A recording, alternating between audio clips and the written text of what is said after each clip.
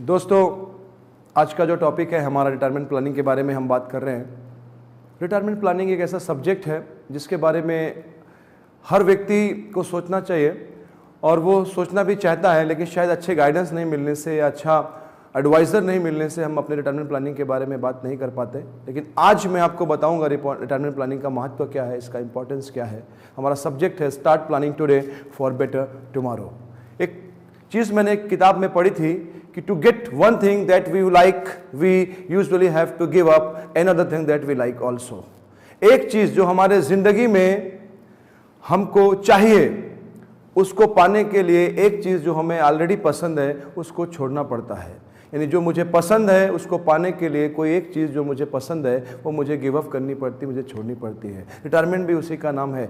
आज मुझे क्या पसंद है? आज मुझे फ्रीडम पसंद है, आज मुझे सेविंग करना नहीं पसंद है, लेकिन शायद आज मैं अपने इस चीज़ को अगर गिव अप करता हूँ और सेविंग करना चालू करता हूँ तो आफ्टर 60 जो मेरे ज़िंदगी के 20, 25, 30 साल और बचते हैं उसमें मैं अपनी ज़िंदगी को एंजॉय कर सकता हूँ। चॉइस मेरा है कि मैं आज एंजॉय करूँ और बाद में ना करूं, या मेरा चॉइस ये है कि आज थोड़ा सा मैं अपने एंजॉय को कम करूं और ज़िंदगी भर एंजॉय करूं। दोस्तों, एक सर्वे आया है, उस सर्वे में बताया गया है कि 2040 तक हमारे भारत के 40% जो पॉपुलेशन है वो 55 से 60 बरस के आयु के होने वाले हैं। यानी कि अधिक से अधिक लोग आपको जो दिखेंगे वो 60 बरस के आयु से ज्यादा वाले, यानी बूढ़े लोगों का देश होने वाला है हमारा देश। अब जब बूढ़े लोगों का देश होने वाला है दोस्त हमारा, तो इस देश में हमें पैसे की जरूरत पड़ेगी अपनी जिंदगी को जीने के लिए। और अभी एक और सर्वे मैंने पढ़ा लाइफ एक्सपेक्टेंसी टेबल के बारे में कि हमारे देश में अधिक जीवन जीने, जिसको हम लोग बोलते हैं औसत आयु, लाइफ एक्सपेक्टेंसी, वो बढ़ के लगभग 72 से 80 साल के आसपास जा रही है। यानी एक व्यक्ति जो 60 साल में रिटायर होगा उसको कम से कम 20 बरस और जीना है। सवाल यह है कि अगर मुझे 20 बरस और जीना है तो वो 20 बरस मुझे पैसे की जरूरत पड़ेगी। 60 के बाद हर व्यक्ति को कैश की जरूरत पड़ती है। 60 के बाद हर व्यक्ति को अपनी जिंदगी जीने के लिए कैश की जरूरत पड़ती है। दोस्तों, एक बात याद रखिएगा, अगर आपको आज एटीएम मशीन से कैश निकालने हैं, आप एटीएम मशीन में गए और एटीएम मशीन में जाने के बाद आपने अपना कार्ड लगाया लेकिन कैश विड्रॉ नहीं हुआ और आपको पैसे की जरूरत है, तो उस समय आपको ऐसा लगता है कि शायद ये मशीन अच्छी नहीं है या मशीन को मैं तोड़ दूं क्योंकि मुझे जरूरत है, मुझे पैसा नहीं मिल रहा है। उसी प्रकार से मैं अपने फैमिली के लिए, अपने परिवार के लिए आज एक वो एटीएम मशीन हूं जो अपने बच्चे की हर जरूरत पे उसको पैसा निकाल के देता हूं। लेकिन 60 बरस के बाद जब वही बच्चा पैसा मांगेगा या इस एटीएम मशीन में अपना कार्ड लगाएगा और इस पर लिख के आएगा कि कैश इज नॉट अवेलेबल, तो शायद वो भी वही सोचेगा कि ये मशीन अब खराब हो गई है, इसकी कोई जरूरत नहीं हमारे समाज में।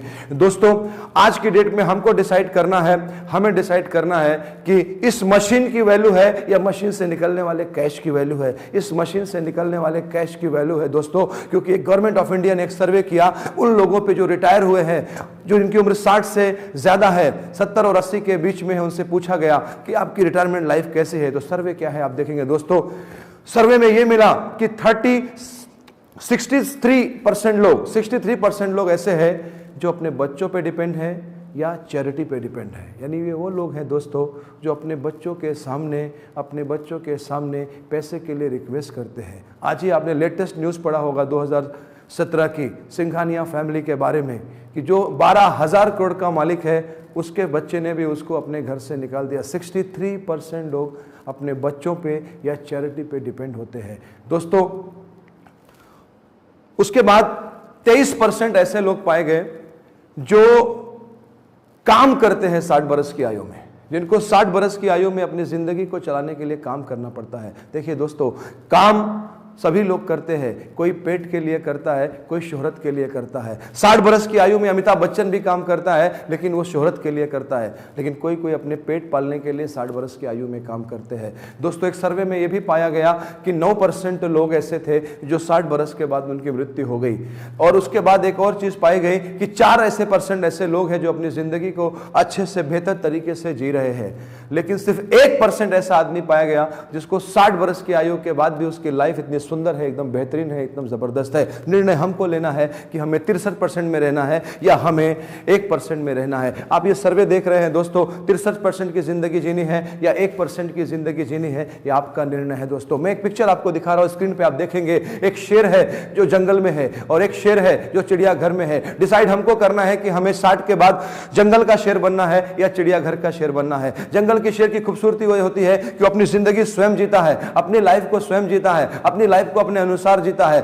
और चिड़ियाघर के शेर की कहानी यह होती है कि वो दूसरों पे निर्भर होता है, छोटी छोटी चीजों के लिए वो दूसरों के सामने रिक्वेस्ट करता है। दोस्तों 60 के बाद अपना पैसा ही अपना पैसा होता है। चॉइस मेरा है कि मुझे जंगल का शेर बन के जीना है या मुझे चिड़ियाघर का शेर बन के जीना है। दोनों ही शेर हैं, लेकिन एक अपनी जिंदगी स्वयं जी रहा है और एक अपनी जिंदगी दूसरों पे निर्भर होकर जी रहा है। एक बात याद रखिएगा मेरे दोस्तों, दुनिया का जो सबसे बड़ा वेकेशन है, जो सबसे बड़ी छुट्टी है, वो रिटायरमेंट है। अगर आज हम वेकेशन पे जाते हैं तो 20-25 हज़ार रुपया लगता है, लेकिन 60 के बाद रोज वेकेशन है, रोज छुट्टियां हैं। दोस्तों आप सोचिए कि पैसा कहां से आएगा। ये हमारी जिंदगी है दोस्तों, ये हमारी लाइफ है और हमें आज निर्णय लेना जरूरी है मेरे दोस्तों कि हम अपनी जिंदगी अपने अनुसार जीना चाहते हैं या अपने बच्चों के अनुसार जीना चाहते हैं। तो सिर्फ एक बात मैं अंत में बोलना चाहता हूं मेरे दोस्तों कि जिन हाथों ने हमेशा अपने बच्चों को आशीर्वाद दिया है, जो हाथ हमेशा आशीर्वाद के लिए उठे हैं, वही हाथ बुढ़ापे में बच्चों से मांगते हुए अच्छे नहीं लगते। दोस्तों जिन हाथों ने बच्चों को हमेशा दिया है, वो हाथ कभी मांगते हुए अच्छे नहीं लगते हैं। आज ही